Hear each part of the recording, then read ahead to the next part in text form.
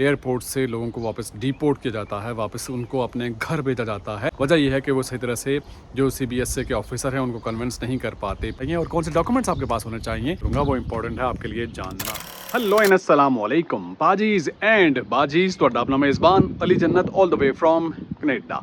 आज की वीडियो में हम बात करेंगे कि जब आप कनाडा आते हैं, कनाडा एयरपोर्ट पर आते हैं, तो यहाँ पर आपको किस तरह के सवालों का सामना करना पड़ता है, किस तरह के सवाल आपसे पूछे जाते हैं और उन सवालों के सही तरह से जवाब ना देने की वजह से आपने ये भी सुना होगा कि यहाँ एयरपोर्ट से लोगों को वापस डिपोर्ट किया जाता है, वापस उनको अपने घर भेजा जाता है।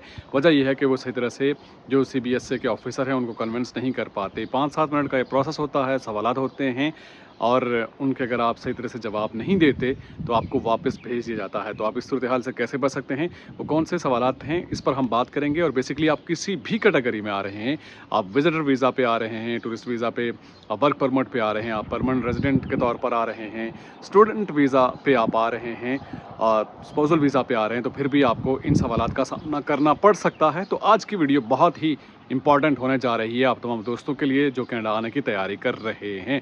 वीडियो शुरू करने से पहले अगर आप YouTube पर नए हैं तो प्लीज़ चैनल को सब्सक्राइब कीजिएगा और बेल आइकन को भी प्रेस कीजिएगा। और अगर आप फेसबुक पर नए हैं तो पेज को लाइक कीजिए और इसके अलावा इंस्टाग्राम और टिकटॉक पे ज्वाइन करने का भी बहुत शुक्रिया। जब भी मैं वीडियो स्टार्ट करता हूँ हवा चलना शुरू हो जाती है, तो आइए अब वीडियो का बाकायदा आगाज़ करते हैं। तो सबसे पहले हम बात करेंगे टूरिस्ट वीज़ा की, विजिटर वीज़ा की। जब आप आते हैं कनाडा एयरपोर्ट पर तो यहाँ पर CBSE के ऑफिसर आपसे पूछ सकते हैं कि आप कहाँ जा रहे हैं, आपका पर्पज़ ऑफ ट्रैवल क्या है, कितने दिनों का आपका टूर है। जो आपने टूर प्लान दिया है वो आपको मालूम होना चाहिए कि 2 वीक्स का है, 3 वीक्स का है और कहाँ पर आपने स्टे करनी है। और एयरपोर्ट पे कोई लेने के लिए आया है, आपके पास उनका कॉन्टैक्ट होना चाहिए, मालूम होना चाहिए। और अगर आप टूरिस्ट हैं तो ज़रूरी नहीं है कि आपको इंग्लिश आती हो, सही तरह से फुल फ्लैज आप इंग्लिश जानते हो।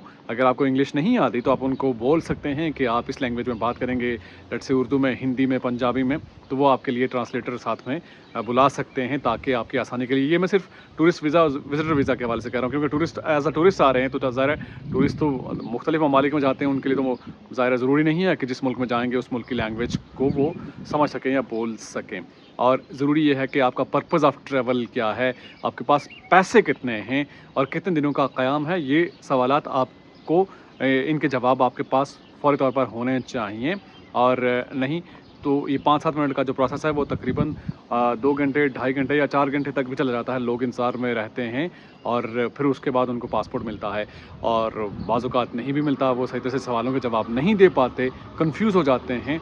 तो उस पे ज़ाहिर है उनको लगता है कि इनके डॉक्यूमेंट्स फ़र्ज़ी हैं, प्रोफाइल सही नहीं है, लो प्रोफाइल है और इस वजह से वो लोगों को वापस भेज देते हैं। और बाज़ औक़ात होता ये भी है कि आपका पासपोर्ट लेके सिर्फ आपका नाम कंफर्म करते हैं और उसके बाद आपको स्टैम्प लगा के देते हैं कि आप जाइए, आपसे कोई भी सवाल नहीं पूछा जाता।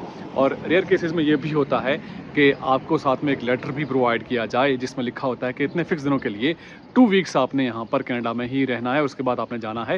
ये सम केसेस में ऐसा होता है, हुआ भी है लोगों के साथ कि पासपोर्ट के साथ उन्होंने साथ में एक लेटर भी दे दिया कि आपने सिर्फ 2 हफ्ते या 3 हफ्ते यहाँ पर कनाडा में स्टे करना है, उसके बाद आपने कनाडा को छोड़ना होगा। क्योंकि टूरिस्ट वीज़ा, विजिटर वीज़ा जो है वो जब आपको ग्रांट होता है, आपने जो भी प्लान दिया हुआ है 2 हफ्ते का, 3 हफ्ते का या इससे ज़्यादा दिनों का, तो आप मैक्सिमम यहाँ पर 6 मंथ के लिए स्टे कर सकते हैं। लेकिन जब साथ में लेटर अटैच हो जाता है, दे देते हैं, तो वैसे में आपको उतने दिन ही यहाँ पर रहना पड़ता है, उसके बाद आपको छोड़ना होता है कनाडा। इसके बाद अगर आप वर्क वीज़ा पे आ रहे हैं, वर्क परमिट पे आ रहे हैं या स्पाउसल वीज़ा पे आ रहे हैं तो आपसे भी सवालात पूछे जा सकते हैं कि आपकी कंपनी का नाम क्या है, एम्प्लॉयर कौन है और आपका प्रोफेशन क्या है। यानी आप कंस्ट्रक्शन की फील्ड में आ रहे हैं या हेल्थ केयर में आप आ रहे हैं तो आपको अपने प्रोफेशन के बारे में भी अगर मालूम ना हो, सवाल पूछा जा सकता है आपकी जॉब से मुताल्लिक, तो आपके प्रोफेशन से मुताल्लिक, अपनी जॉब से मुताल्लिक आप सवाल का जवाब दे सकते हैं। आपको मालूम होना चाहिए अपने प्रोफेशन के बारे में। और ये भी पूछा जा सकता है कि जो आपकी कंपनी है किस पर्सन से कांटेक्ट कर सकते हैं, किस बंदे से रब्ता किया जा सकता है आपके बारे में, लाइक वो आपके बारे में कंफर्मेशन भी ले सकते हैं, ऐसा भी पॉसिबल है। तो जो कंपनी का जो कांटेक्ट पर्सन है आप उनका रब्ता नंबर दे सकते हैं, कांटेक्ट दे सकते हैं कि आप इनसे कंफर्मेशन कर सकते हैं। और फिर वही बात कि एयरपोर्ट से आप कैसे जाएंगे, कहाँ पे स्टे करेंगे और कौन लेके जाएगा, तो वो भी आपके पास कॉन्टैक्ट्स और तमाम इन्फॉर्मेशन होनी चाहिए ताकि जो भी सवाल आपसे पूछा जाए आप पहले से वेल प्रिपेयर्ड होंगे और सवालों के सही तरह से जवाब दे सकेंगे। और अगर आप पीआर यहाँ परमानेंट रेजिडेंसी पे आ रहे हैं तो ये सबसे ज़्यादा आसान भी है और सेफ़ भी है, लेकिन इसके बावजूद भी ऐसा मुमकिन है कि आपसे सवालात पूछे जा सकते हैं कि लेट्स से किस प्रोग्राम में आपकी पीआर हुई है, परमानेंट रेजिडेंसी के तौर पर आप आ रहे हैं, प्रोग्राम का नाम क्या है, पीएनपी है या आरएनआईपी, इस तरह से आपको मालूम होना चाहिए। और किस एम्प्लॉयर के ज़रिए आपकी परमानेंट रेजिडेंसी हुई है, पीआर आपको मिली है, एम्प्लॉयर का नाम क्या है और कहाँ पर आपने स्टे करना है, और एज आ परमानेंट रेजिडेंट आप किस सिटी में रहेंगे, कहाँ पर आप क़याम करेंगे, और इस तरह से आपको मालूम होना चाहिए। और एयरपोर्ट से, चूँकि एज अ पीआर जब आप आते हैं, ज़रा आपके साथ फैमिली होती है, बच्चे होते हैं, तो वही बात है कि जो 5-7 मिनट का 10 मिनट का जो काम है वो 2 घंटे या 4 घंटों पर मुहित हो जाता है, तो फैमिली के साथ आपको प्रॉब्लम हो जाती है। तो ऐसे में आपके पास तमाम तर चीज़ें होनी चाहिए और वेल प्रिपेयर्ड होने चाहिए, और कौन से डॉक्यूमेंट्स आपके पास होने चाहिए ये आगे चलकर मैं आपसे शेयर करूँगा, वो इम्पोर्टेंट है आपके लिए जानना।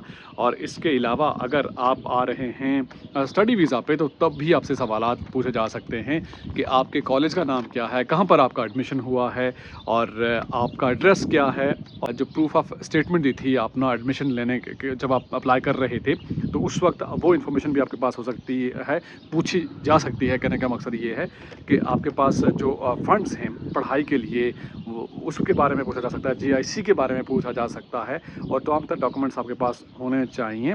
और इंग्लिश आपको आनी चाहिए एज अ स्टूडेंट। अगर आप आ रहे हैं, अगर आपसे सवाल पूछे जाते हैं, अगर आपको इंग्लिश ही नहीं आती, आपने आइल्स किया है, तो मामला आपके लिए ख़राब हो सकता है। तो आप कॉन्फिडेंट होकर आइए, तैयारी करके आइए, और इन सवालों के आप पहले से ही जवाब तैयार कीजिए कि एड्रेस क्या है, कहाँ पर आपने रहना है, कौन आपको एयरपोर्ट से लेकर जाएगा, और इसके बाद कॉलेज क्या है, इंस्टीट्यूशन का नाम क्या है, फ़ंड्स कितने हैं आपके पास, इन तमाम तर चीज़ों की मालूमात आपके पास होनी चाहिए। फ़ौरी तौर पर जो आपसे सवाल पूछा जाए उसका फ़ौरी तौर पर आप आंसर दें, तो आपके लिए चीज़ें आसान हो जाएँगी।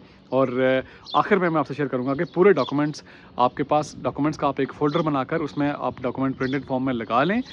फ़ोन में आपके पास होते हैं, लेकिन आप फ़ोन बाज़ औक़ात नहीं दिखा सकते। फ़ोन दिखाएँगे तो शायद उसमें से वो फ़ोन को स्कैन भी कर सकते हैं। तो बेहतर है कि आपके पास प्रिंटेड फॉर्म में डॉक्यूमेंट्स मौजूद हों, एक फ़ोल्डर हो आपके पास। आप ट्रैवल कर रहे हैं, एज़ अ टूरिस्ट कर रहे हैं, या वर्क परमिट पे आ रहे हैं, या स्टडी वीज़ा पे आ रहे हैं, या एज़ अ पीआर पे आ रहे हैं, तो जो भी डॉक्यूमेंट्स अगर आपसे मांगें तो आप प्रोड्यूस कर सकते हैं। अदरवाइज़ वो ये कहेंगे, आपका पासपोर्ट, अगर आप एज़ अ स्टूडेंट आ रहे हैं तो पासपोर्ट रख के वो कहेंगे कि आपके कॉलेज से वो कंफर्मेशन करेंगे, कॉलेज से आप डॉक्यूमेंट्स लेकर आएँ, तो वो ज़रा आपके लिए एक मसला हो सकता है। तो ज़रूरी ये है कि आप अपने लिए पहले से ही तैयारी मुकम्मल करके आएँ। अपने जो लेटर्स हैं, जो डॉक्यूमेंट्स हैं, वो प्रिंटेड फॉर्म में एक डॉक्यूमेंट में साथ रखें, ताकि जो भी वो डॉक्यूमेंट प्रोड्यूस करने का कहें, आप उनको फ़ौरी तौर पर दे दें और चीज़ें आपके लिए आसान हो जाएँ। उनको ये ना लगे कि आपके फ़र्ज़ी डॉक्यूमेंट हैं या आपकी जो लो प्रोफाइल है। तो इसी बेस पे आपने सुना होगा कि लोगों को एयरपोर्ट से वापस किया जाता है, वापस डिपोर्ट किया जाता है, वापस भेजा जाता है। तो मुकम्मल तैयारी के साथ आइए, और इसी के साथ ही आज की ये वीडियो यहाँ पर इख्तिताम को पहुँची। अपना फ़ीडबैक ज़रूर दीजिएगा कमेंट बॉक्स में, और इसके साथ-साथ नेक्स्ट वीडियो भी सजेस्ट कीजिए, नेक्स्ट टॉपिक, किस टॉपिक पे नेक्स्ट वीडियो होनी चाहिए। आपसे मुलाकात होगी नेक्स्ट वीडियो में। टिल देन, मेरा और आपका अल्लाह मालिक।